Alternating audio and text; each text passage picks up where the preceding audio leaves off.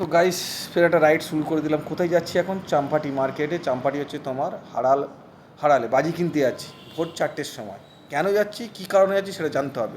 আমার বন্ধু ফোন করে বললো তুই এখন আসিস না, ভোরবেলা। তাই ভোরবেলা গিয়ে দেখি বাবা লোকে লোকারণ। ভোর 4টের সময় দেখো তোমরা লোকে লোকারণ দেখো। কি বলবো, এটা কী হবে? তোমরা যা আসবে শিয়ালদা থেকে চাম্পাটি স্টেশন নামবে, চাম্পাটি স্টেশন থেকে কাউকে জিজ্ঞাসা করো যে বাজি মার্কেটে যে কেউ দেখিয়ে দেবে। জায়গাটার নাম হচ্ছে হাড়াল। আমার এই বন্ধুর বাড়ি বাঁদিকে দেখো, তোমার বউ দেখিয়ে দিচ্ছি।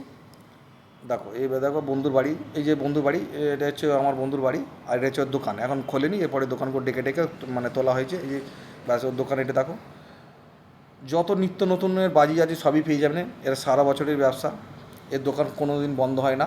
এটা আমার বন্ধুর মিসেস, আমার পাড়ার মেয়ে। আমরা দুজনেই ছোটোবেলা থেকে পড়াশুনো করে বড় হয়েছি কলেজ পর্যন্ত। তারপর ব্যবসার লাইনে চলে এসেছি, আমি অন্য লাইনে চলে এসেছি। কিন্তু আমরা যত পরীক্ষার মানে দিয়েছি সবই একসাথে দিয়েছি।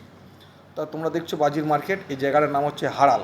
চাম্পাটি থেকে 1 কিলোমিটার দূরে হচ্ছে হাড়াল। কেউ যদি বাজি কিনতে যাও চলে এসো হাড়ালে।